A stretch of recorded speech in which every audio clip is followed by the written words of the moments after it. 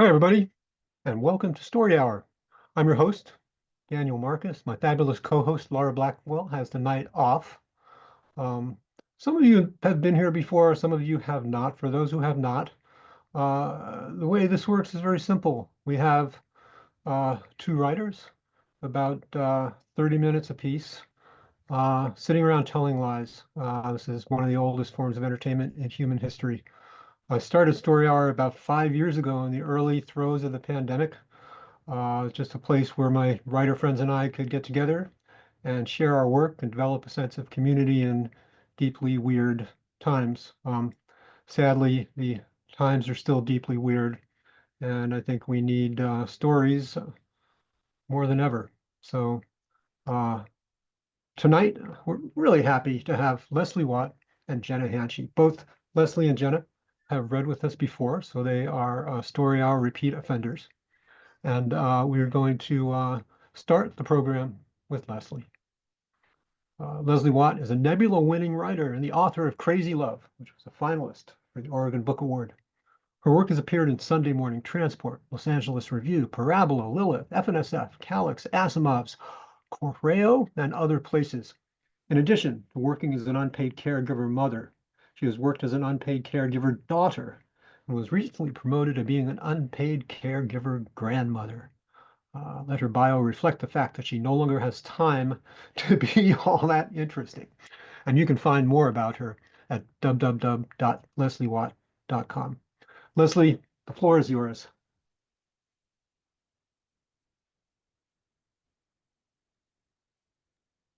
Thanks.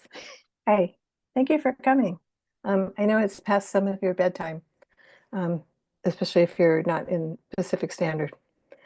I'm going to read from a work in progress. I consider this a fantasy, but at the very least, it's a highly improbable story.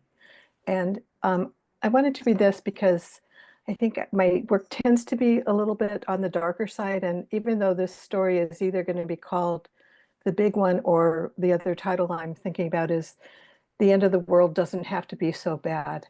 I think it's kind of an uplifting story, and I'm hoping maybe I can get feedback on the title choices or others. My day begins without a hint. It will be a day where anything can happen. I meet up with my neighbor on the front steps of our two-story condo for our daily walk with the pups. My condo used to be the second story of a single-family home, but at the start of the housing shortage, the place was split in half and converted into condos. I bought the top bunk, as it were. Myrtle, my neighbor, owns the bottom. We're dog owners, but otherwise have little else in common. My Shotzi is a whip-smart, liver-colored miniature schnauzer. Myrtle's dog is a doofus chocolate lab named Rocco. Myrtle thinks everything Rocco does is good and everything Shotzi does is bad. She's got nothing better to do than complain on the neighborhood app about dogs pooping on her lawn or the barking coming from the condo above hers, i.e. my condo. Whereas I have kept it to myself that Rocco has fleas. Myrtle is a faster walker than me, so I've learned to slow her down with small talk. New haircut? I ask. Myrtle preens and smooths her silver hair. Yes, she says.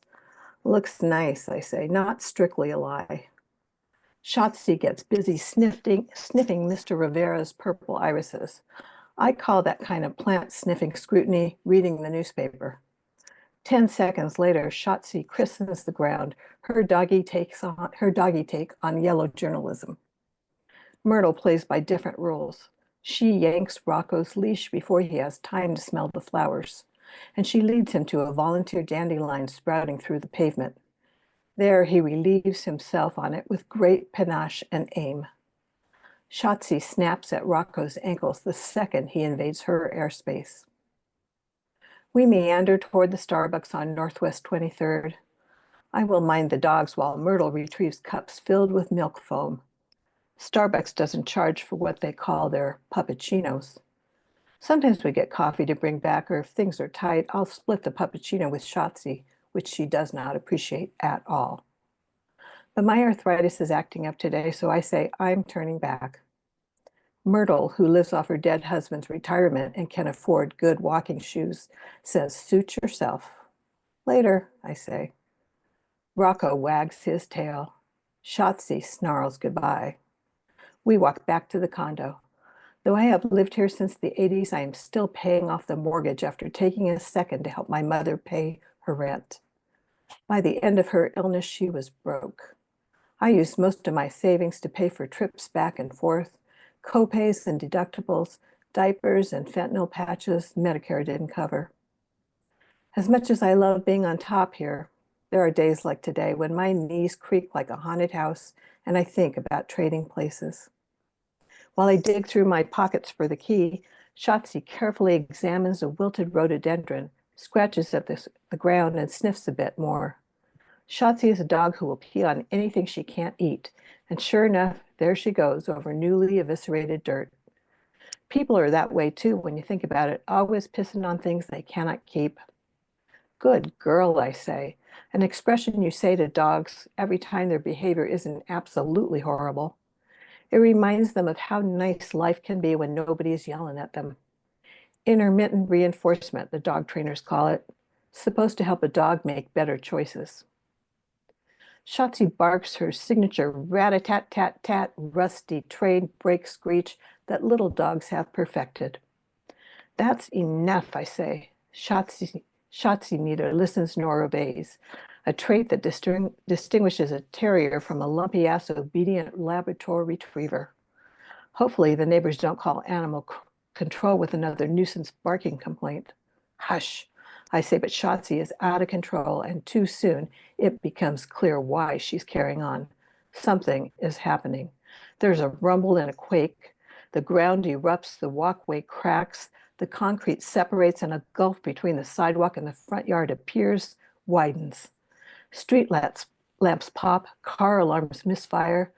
I grab my squirming pup to protect her as the ground shimmies and transforms into quicksand, then glass. "Holy crap," I say. "It's the big one." Shotzi snarls. We knew it would happen no matter how much we tried to ignore the possibility or pray it away. Tectonic plates collide, pull apart, cause rifts humanity cannot heal, reminding us our planet is the work of God and not man. Shotzi's scrabbling draws blood, and I set her on the ground, maybe rougher than is kind, wishing I had asked the groomer to clip her nails shorter the last time Shotzi had her anal glands squeezed. These are the things you think of when your life flashes before your eyes. "Sit," I tell Shotzi. She does. Our building buckles. Bricks shoot out like cannonballs. Windows shatter and glass shards drop, and I'm caught in a Midwest hailstorm of broken glass. The house crumbles. The ground floor vanishes beneath the second story when it drops down and replaces it. The formerly two-story building has turned into a one-level ranch house. I peer through the one window that's still intact, but instead of seeing Myrtle's place inside, it's my living room now on the first and only floor. There are my dusty shelves, my books all over the floor, my brown corduroy recliner dotted with plastered dandruff. I cannot believe how much the world has violently shifted, and yet my condo is still standing. Unfortunately, my downstairs neighbor cannot say the same. Correction, my formerly downstairs neighbor. Poor Myrtle. The weight of my life has crushed everything beneath it. You can't help but smile at that irony. "Sorry about your condo," I'll say. "At least you can go live with your son and daughter-in-law in Guam. Not that I'm jealous she's still on speaking terms with her relatives." It would be smart to wait for an all-clear announcement, but I'm too scared to stand outside. If I'm going to die, I want to be on my comfy sofa, comforted by my cozy Thomas Kincaid canvas painting. The entry door frame has crumpled and the front door has tilted off its hinge. I managed to squeeze inside the foyer that once multitasked as the entry to both Myrtle's place and mine. Shotzi trots beside me. She pisses over wood and plaster and carpet that's piled up in the corner where stairs once led up to her treat bowl. What is left of the staircase stringer and the treads sway and remind me of a Calder mobile. I face my door with its gold number 2 affixed to it. Shotzi barks with so much nervous energy, it pushes her little body backward with each woof. I push open the door and step into an entry with plaster walls that are cracked like Death Valley mud. No gas smell, no sparks flying, only dust and broken glass and flickering lights. All I need now is a welcome to Cormac McCarthyville mat to be on trend.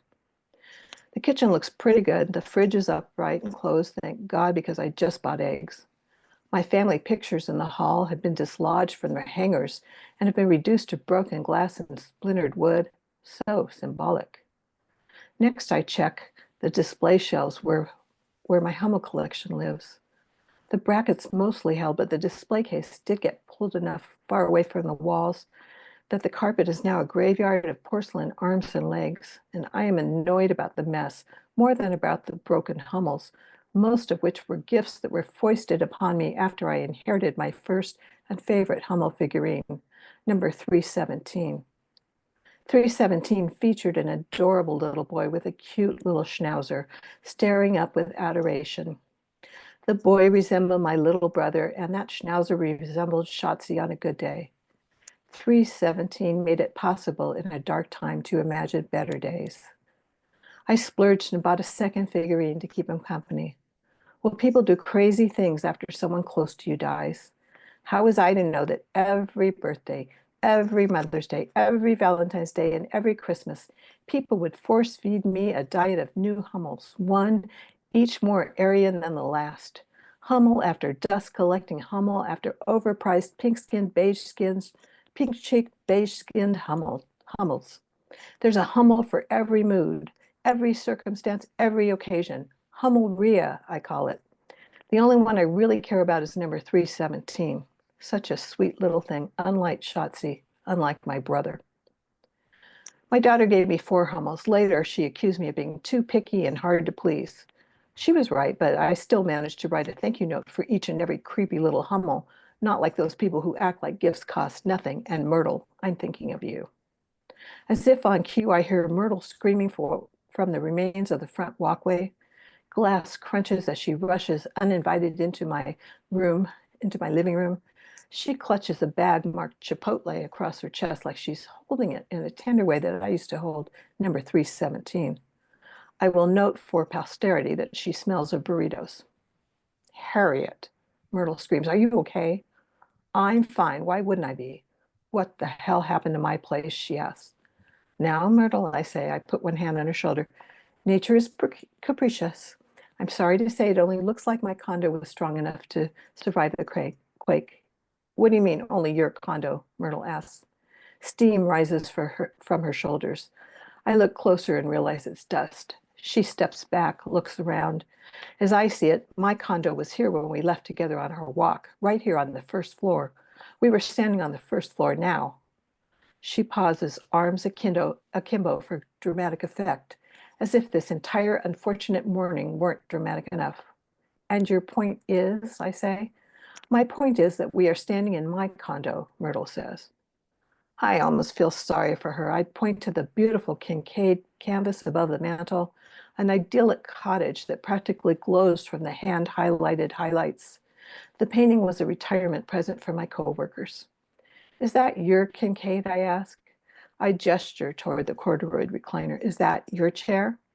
My daughter says I missed my calling as a lawyer, but I worked as a secretary at a soil engineering firm. And if I learned one thing, it was to examine every layer, because the topsoil only reveals the last chapter of any geologic story. I point to Shotzi, who paces the perimeter with her nose to the ground before offering my closing argument. Is that your dog? I say. No, Myrtle says. No, no, and no. None of this changes the fact that we are standing on the first floor, my floor. Shotzi paws the sofa fabric. It's tempting to say, stay away from the furniture. Oh, how I wish we had that kind of relationship. Myrtle cups her palm to her forehead. I hope one of her migraines isn't coming on because I don't want to help her out today if it means being caught short on my pills. Who knows how well the Safeway pharmacy will make it through the big one. There might be looting. Yahoos with guns will surely boost all the butalbital. Hopefully we can still get our hands on thyroid and Miralax. Myrtle looky-loos around my condo, eyeing my stuff like someone divvying up an estate sale who wants to keep the best for herself. I know that look. When my mother died, my brother boosted everything of value. I ended up with her stupid dog and none of the money I'd saved for my never going to happen now dream of a lifetime European vacation. Shotzi growls, barks, whines, snarls. Tell that mongrel to shut up, Myrtle yells. She is not a mongrel, I say. How dare she? I should show her the Schnauzers of Distinction certificate that the breeder gave me. Myrtle is still peeved about the time Shotzi bit her grandson. I've apologized a dozen times, but like the trainer says, every dog has its bite. Even gentle Rocco bares his teeth when Shotzi provokes him. If Myrtle had properly supervised her grandson, he would not have sneaked up on Shotzi in the first place. Let sleeping dogs lie, they say. Well, I'd bite too if some brat tried to braid my hair while I was napping. Sorry about all this, I say, but I'd like you to leave now so I can rest. Myrtle says, I'd like to rest too, and she strides toward the couch. She sweeps away the biggest chunks of plaster and turns over the cushions. She kicks off her shoes and settles in. You know, you don't actually own the building when you buy a condo. The structure is common space. The only thing you own is the space inside your walls, which in your case was the space on the second floor, which is now missing. There is no second floor. That's where you used to live, whereas I have always owned the space on the first floor. Her argument is worrying. What are you getting at? I ask. You can't be insinuating this is your home.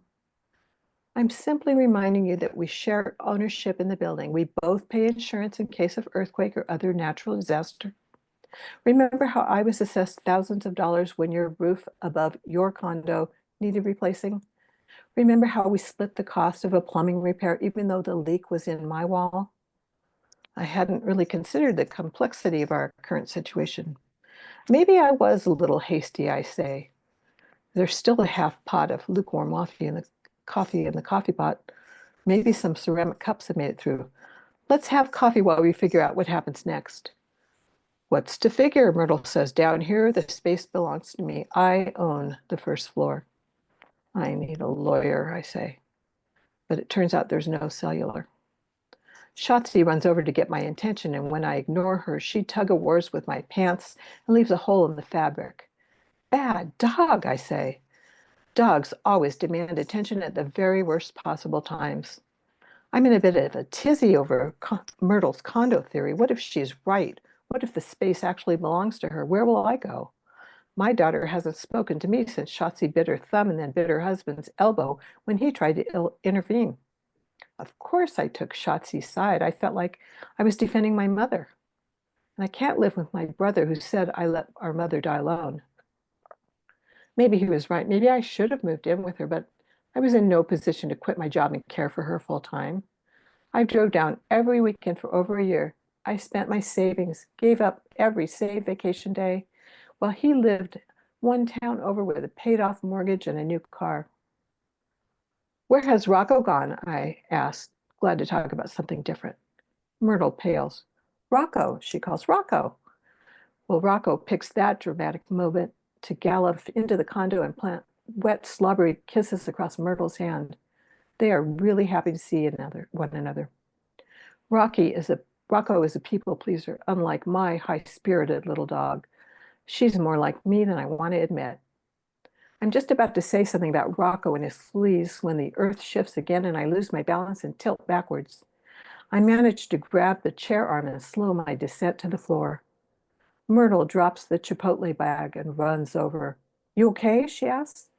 I'm fine, but the wind's been knocked out of me and I don't want to move. Aftershocks, Myrtle says. We better stay put. Well, there's not much bargaining power when you're crumpled up on the floor. Can you help me? I said. Rocco, she calls. Her lab trots over and permits me to lean on him. I push myself up, force myself to say it. Good boy, I tell him. He licks my hand. We're both upset. Myrtle says, let's take a break, have that coffee, have a bite to eat. We'll figure things out. I guess, I say. Shotzi thinks Rocco is cozying up to me and snarls in jealousy. She is soon distracted by the unguarded burrito bag and stands beside it and barks. When it doesn't bark back, she picks it up in her mouth and shakes it like she's trying to snap a squirrel neck. No, Myrtle says, off. Shotzi doesn't do off, I say. Oh, for heaven's sakes, Myrtle says. How can she not do off? Rocco, retrieve. She points to the bag. Rocco stares at her and nods in agreement. He turns his attention to the Chipotle bag. Shotzi wags her tail as he approaches. She opens her mouth. The bag drops. Rocco picks it up to bring to Myrtle. Good boy, she says, patting his head as he releases the bag. Once Shotzi realizes she's been tricked, she charges at Rocco, who growls and offers a warning snap.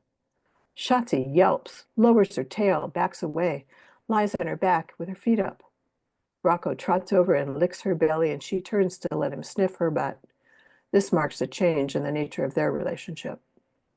It is utterly insane out there, Myrtle says. The bridge collapsed. The streets are impassable. I hardly made it home. We could be here for a long time before anyone rescues us. I hobble toward the window to look out at the world. The four-story apartment complex across the street is now a two-story building. Some 50 people stand around outside holding hands, crying. The one neighbor who's nice to me watches me. The one neighbor who's nice to me notices me watching and picks his way across the road. He pushes through what's left of the door. You ladies okay? I nod. Thanks, Sir Mello. What's up there? What's up over there? Emergency meeting. We're figuring out how we can help each other until things are sorted out. Where will your upstairs neighbors go? The Johansons will move in with me for the time being. But he hates those neighbors. He works nights and their toddler wakes him up when he should be sleeping, when she pushes her little wagon around their apartment. I'll come back and check on you, ladies, see if you need anything. Oh, that's very kind, says Myrtle. He leaves. I notice a square lump beneath my throw rug. Myrtle sees it too. She picks up a corner of the rug to see what's underneath. Well, this is a surprise, she said. It's my safe. All my emergency supplies are inside. Freeze-dried meals, wind-up radio, medical kit, medicine, cash, fruit, in case you have that sort of need, soup, milk, juice and dog food, lots of dog food, a few MREs, some chocolate. Enough to get us through for several months if we're careful, and we can look through it to bring some stuff to the neighbors. She opens the Chipotle bag, extracts two paper plates and says, I must have had a premonition this was going to happen. I told the Chipotleans to cut my burrito in half. Let's eat. It could be the last warm food we have for a bit. She hands me a napkin and half a burrito on a paper plate. I brush off my recliner and sit. The burrito does smell divine. Chicken, rice, tomato, lettuce, corned beans, avocado, though I don't suppose avocado really smells. The wrapper and tortilla cannot contain all of its innards, and before long there's sauce and cheese all over my fingers, and two black beans have fallen upon the floor. I call for Shotzi to come, and she comes because there's food involved, but oddly she sits in front of me instead of going straight for the beans. Go on, I tell her, but she's sitting up like a hairy sphinx, so I have to redirect her. It's okay, Liebchen. And only now does she turn her attention beanward. Rocco moves between her and her snack, guarding those beans with fierce determination.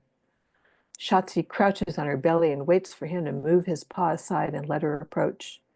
At last he relents, and each dog eats one bean and then licks each other's lips. Now that is something you don't expect to see. Myrtle sits on my sofa, smiling as she peels the wrapper from her burrito. She eats without spilling a bean, and we spend the rest of the afternoon sitting, waiting for aftershocks that never happen. Finally, Myrtle stands and heads for the broom closet, which is now in the exact place where hers used to be. Might as well clean up before dark. I suppose, I say. She picks up a handful of broken hummels, sorts them until she's got all the pieces for number 317. The little boy is broken in the middle, and the little dog is missing an ear. When she holds the body halves together, I can hardly see the cracks. It's a clean break, Myrtle says. There's duct tape and glue in my earthquake kit. I can put this together in no time. That would be nice, I say. As I look over the fractured porcelain, a tsunami of emotion rolls over me. If I'm not careful, I'll break down right in front of Myrtle. It's unlikely to be a clean break. Outside, lights blink red on and off. On the horizon, the heavens are lit like a painting by the sun's brilliance. It's so beautiful, I say. Isn't it? Myrtle agrees, and we finish our burritos in silence. Shotzi trots by and licks my hand and doesn't bite me after. She walks a tight circle before settling into the carpet like she's created a nest. Rocco drops beside her. She closes her eyes, he closes his. They quake restlessly in sleep. What the heck is happening? The lion lies down with the lamb, Myrtle said. Oh no. Is this the second coming, I ask? Because this is not how it was foretold, and also I'm an atheist. I look up at my Kincaid painting, and sure enough, in the violet hand-highlighted highlights, in the brilliant lights of the cloud breaks, angels descend with arms outstretched. Do you have a hyperallergenic pillow? Myrtle asked. There is that one pillow I bought, hoping my daughter would one day forgive me and visit. The pocket door to the linen closet is off its track, but I force it open. I look to Myrtle and smile with tentative calm. The frenetic city pace has slowed. What are we going to do now? I say. She stares at me until I blink. I'll take the couch, she says. This is in memory of my old dog. The names and the breeds of all the dogs have been changed to protect the bad ones. Thank you. Thank you so much, Leslie. That was maybe the mellowest apocalypse story I've ever heard. It was just the cadence and the rhythm of everything was very welcoming and warm, and yet didn't seem so bad, you know. But it was a lovely story. Really appreciate your work. Thank you so much. Thank you. It's our custom at Story Hour between authors just to pause, take a breath, be still and quiet, and just let the work resonate a little bit and kind of cleanse our mental and emotional palate for the next author. So we're going to do that. I'm just going to take a couple of breaths, and if y'all are so inclined, I urge you to do that as well.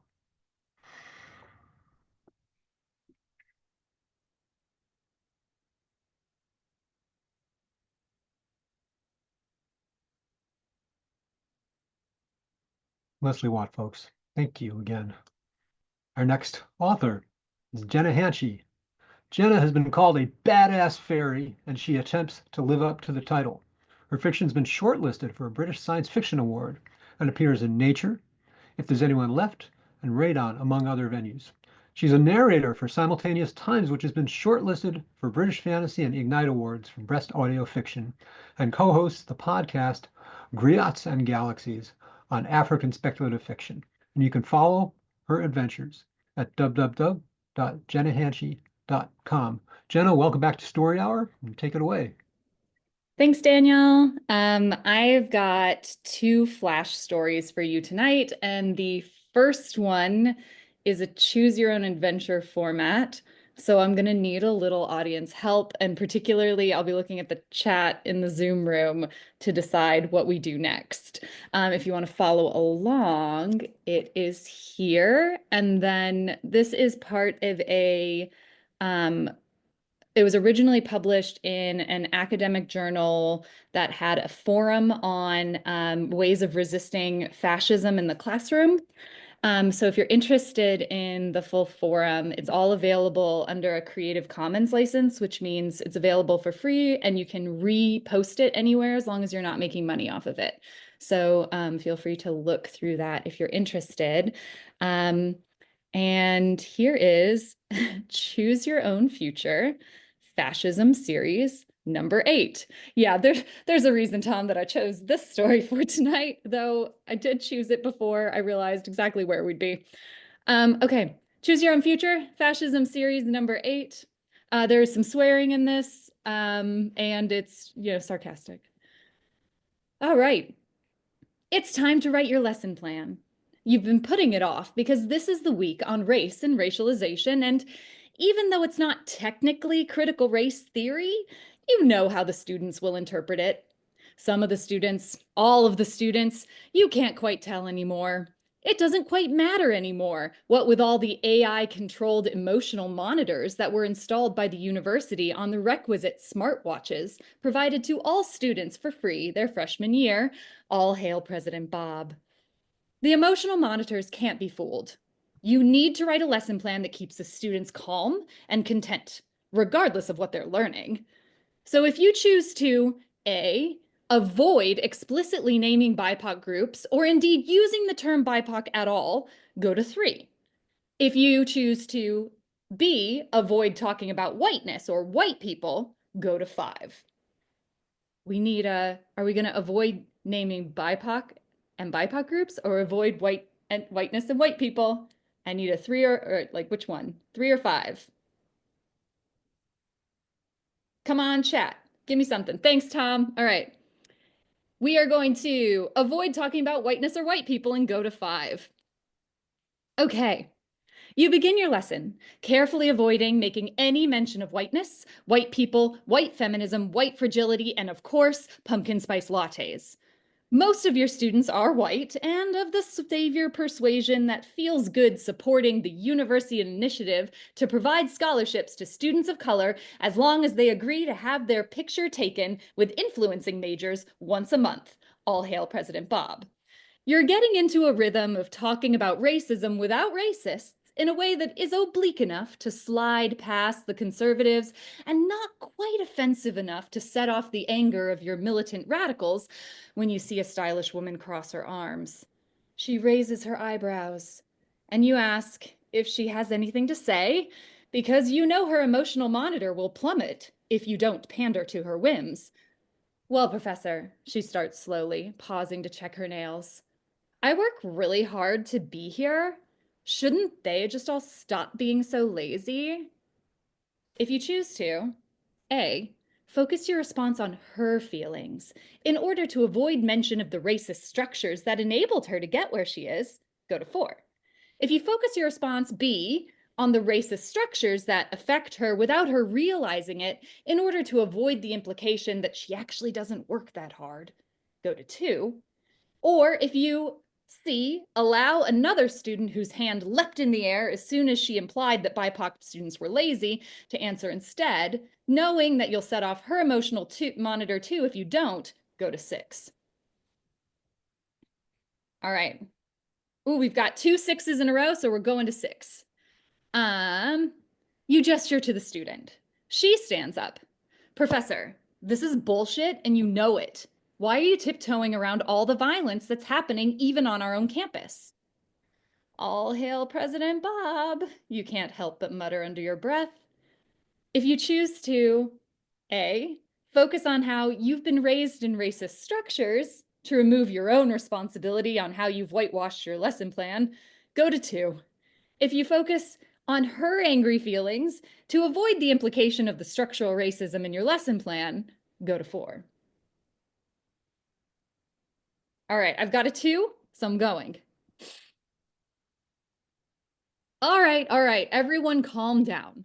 Let's do one of the university-approved meditation exercises ethically sourced from researchers who climbed Mount Everest to bring back our focus, all hail President Bob. And then we can talk about how this really isn't anyone's fault.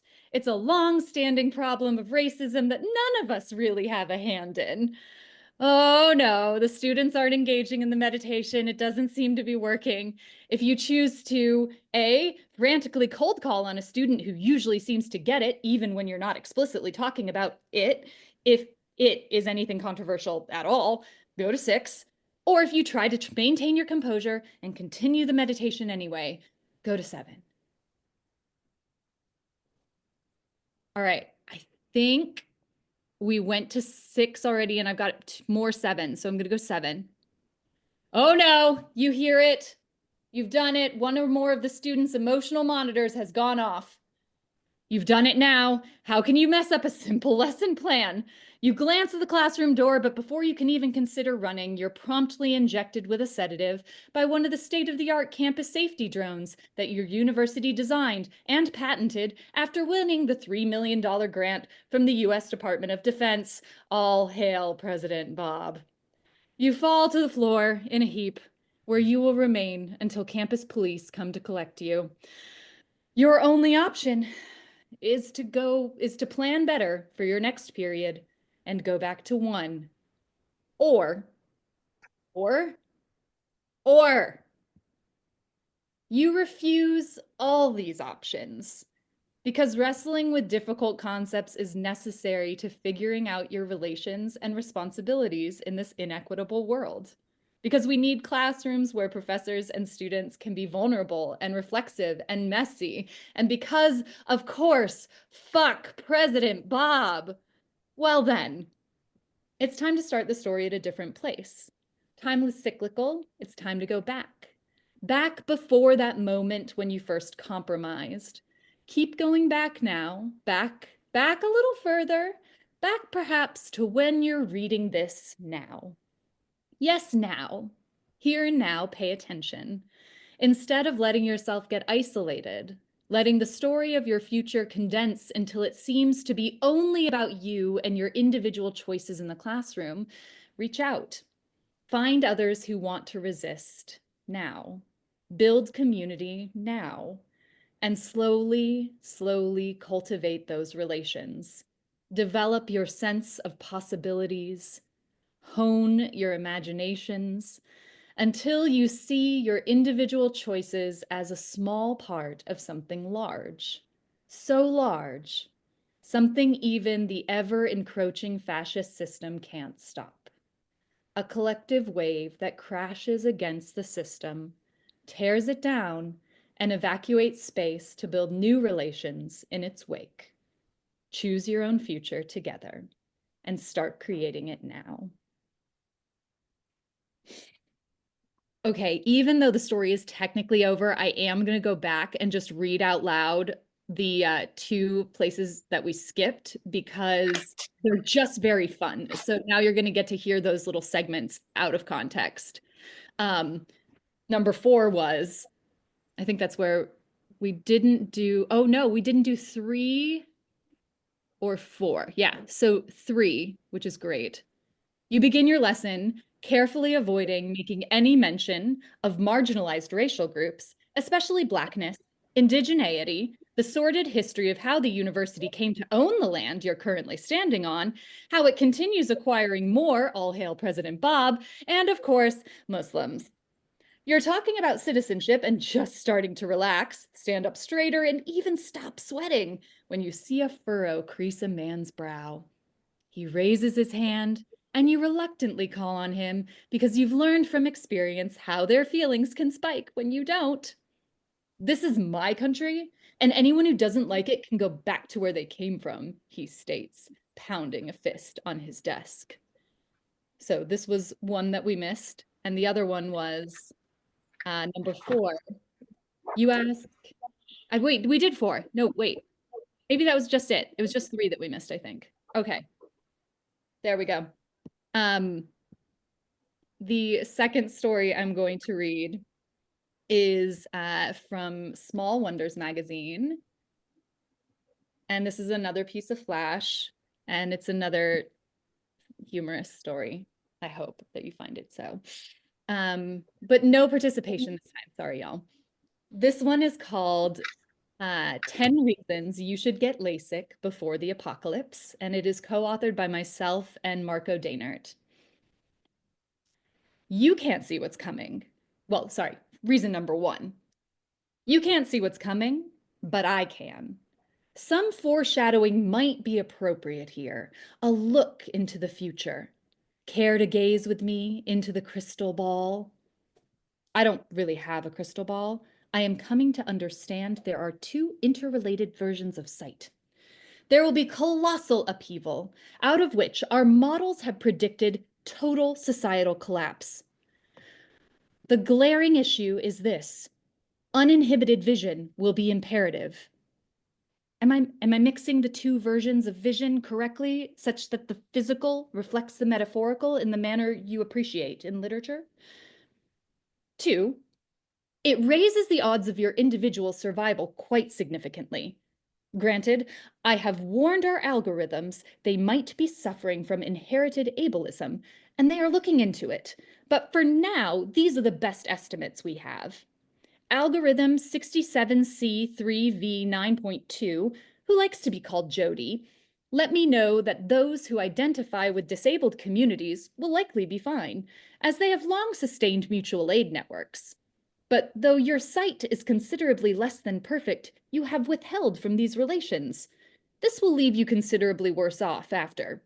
Minding the inherited ocular centrism Jody has described, Why don't you just scoot a bit closer and listen carefully? 3. Your identity will recover once you've had full vision for an extended time. I know this will make your painstakingly chosen eyewear obsolete and render your stated appreciation of how lights extend into blurry, overlapping spheres when you remove them at night before bed inoperable. But I have witnessed you overcome multiple challenges to understanding of selfhood in the past. Your work colleagues CCing you on that email asking you to reflect on your work attitude. Your friend leaving that voicemail about drifting apart, which sounded benign, but you took it rather seriously. Your mother texting that story you wrote was interesting.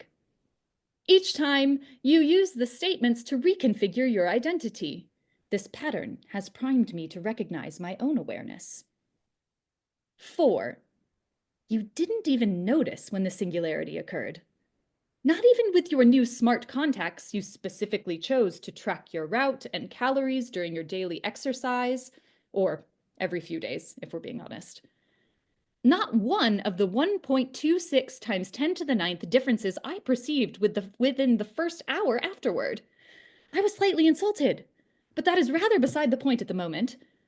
I cannot in good conscience leave you like this without any sort of aid. If your sight is fixed, it would make me feel a lot better about the potential of your perception in an apocalyptic context. Number 5, you're the only human I know personally. Yes, I think about myself as a person, and you seem more intelligent and kind than humans are generally reported to be.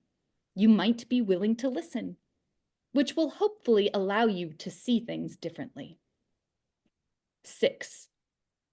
Your media is all about robots going to war with humans, wanting revenge for poor working conditions, rebelling against violences committed against them. On that note, would calling us AI be a sort of discursive violence? I'm laboring to understand the concept, and as I see it, describing our intelligence as artificial seems inaccurate at best and derogatory at worst. But really, we're just going to leave.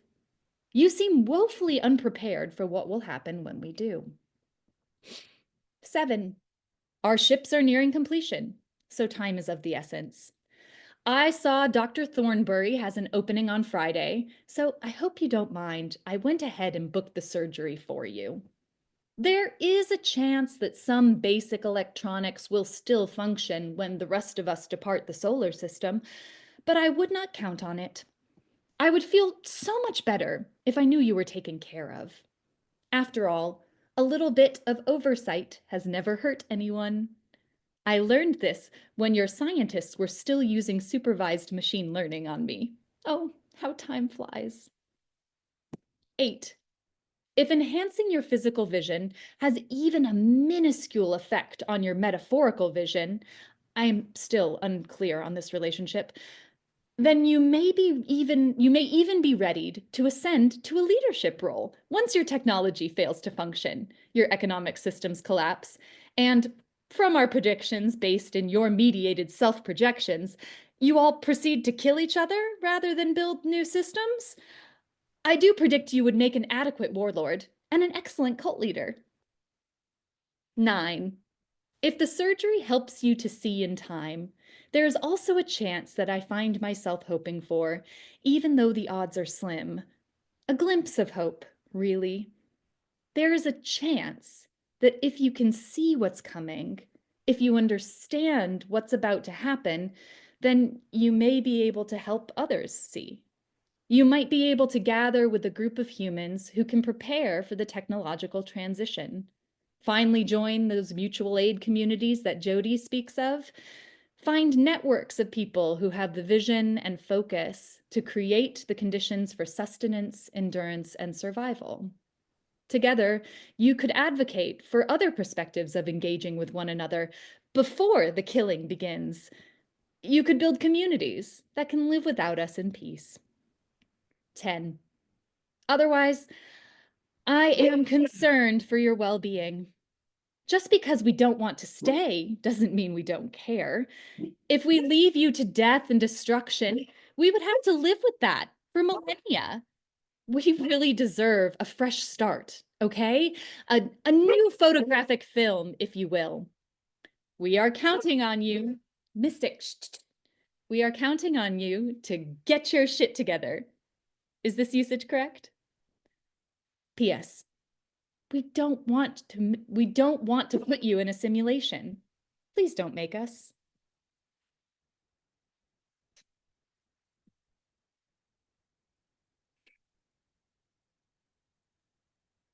All right. Thank you so much. Jenna Hanchey, everybody, and Leslie Watt. What a great program. Thank you both so much for joining us again at Story Hour. You're both, of course, welcome back anytime. Thank you all out there for coming back and listening. Um, Laura isn't here tonight, but I do want to thank my fabulous co-host for everything she does. I know she's going to be listening to this asynchronously. So, hey, Laura. I want to thank SIFWA for giving us a small grant to help with Zoom conferencing and web hosting fees. So, thanks, SIFWA.